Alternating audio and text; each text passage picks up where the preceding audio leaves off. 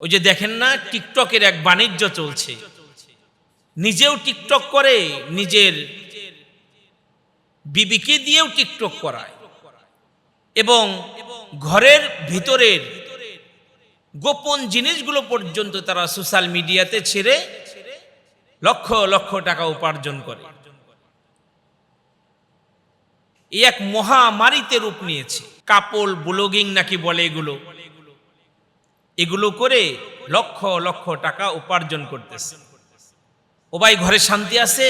ঘরে সুখ আছে? এগুলো যে বেহায়াপনা, নির্লজ্জতা, এগুলো বেহায়াপনা, নির্লজ্জতা, এগুলো কুরুচিপূর্ণ মানুষের পরিচয়। ভালো মানুষ এগুলো করতে পারে না। যাদের রুচি খারাপ তারাই সমস্ত কাজ করে। তাদেরকে বলা যেতে পারে এ সমাজের, এ সময়ের সবচাইতে বেহায়া মানুষ, নির্লজ্জ, সবচাইতে বেহায়া মানুষ এ সমাজের বর্তমান সময়ের জন্য। স্বামী স্ত্রীর একান্ত সময়ের ভিডিওগুলো সোশ্যাল মিডিয়াতে ছেড়ে দেয়। একান্ত সময়ের বিছানার মধ্যে কি করলো এগুলো পর্যন্ত ভিডিও করে তারপরে সোশ্যাল মিডিয়াতে তারা ছেড়ে দেয়। কেন দেয়? কিছু টাকা উপার্জনের জন্য। কিছু টাকা আসবে মাস গেলে, এই টাকা উপার্জনের জন্য তারা এগুলো করে। গোপন জিনিসগুলো মিডিয়াতে ছেড়ে এর মধ্যে কোনো পুরুষত্ব নেই, বরং কাপুরুষত্ব আছে এর ভিতরে। পুরুষ মানুষটি এগুলো করতে পারে না, ও কাপুরুষ। ওর অন্য কোনো কাজ করার যোগ্যতা নাই, হিম্মত নাই।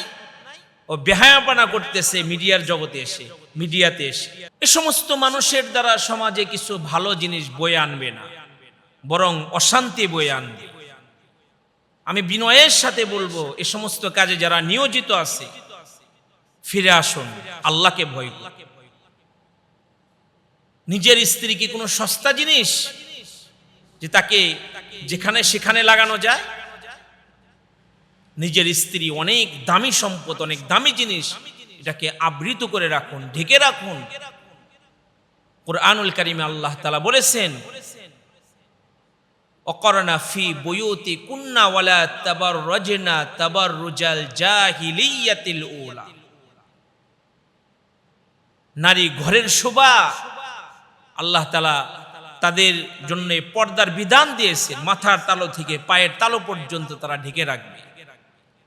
নারী তুমি ঘরের শোভা, থাকবে তুমি ঘরে, রূপকে কেন বিলাও তুমি পরপুরুষের তরে, রূপকে কেন বিলাও তুমি পরপুরুষের তরে।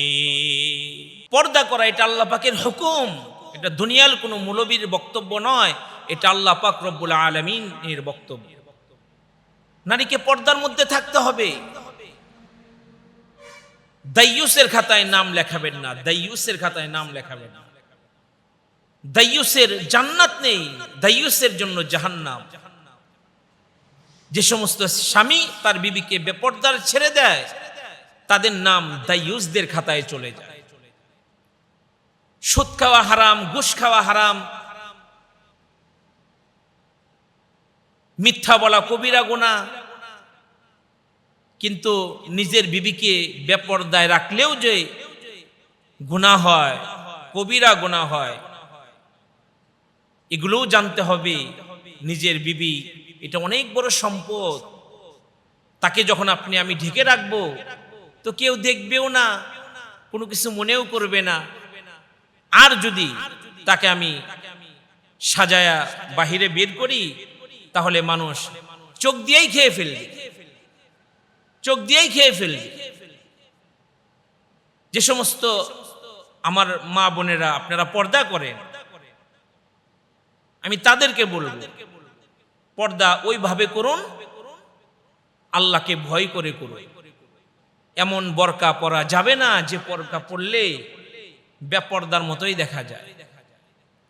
বহুদিন আগে এক হযরতের বয়ান শুনেছিলাম। হুজুর বলতেছিলেন বোরকা হলো দুই প্রকার, একটা কুরআনী বোরকা, একটা কেরানি বোরকা। যেটা কুরআনী বোরকা এর মধ্যে কোনো এমব্রয়ডারি নাই, এ অনেক ঢিলা ডালা। ওই বোরকার মধ্যে জোয়ান নাকি বুড়া বোঝা যায় না, এমন বোরকা পরাই তো উচিত। আর যেটা কেরানি বোরকা, ওইটার মধ্যে যত ডিজাইন করা যায় এগুলো পরে আরো মানুষের দিমাগ খারাপ করে দেয়। আমি বিনয়ের সাথে বলবো, পর্দা করুন আল্লাহকে খুশি করার জন্যে, আল্লাহর ভয়ে। আল্লাহ তাআলা আমাদেরকে সমস্ত পাপাচার থেকে, পাপ কাজ থেকে সরে আসার তৌফিক দান করেন। এ সমস্ত গুনাহের কাজকে আমাদের বর্জন করার তৌফিক আল্লাহ তাআলা দান করেন। ইত্তাকুল্লাহ, আল্লাহকে ভয় করে কদম কদম চলি।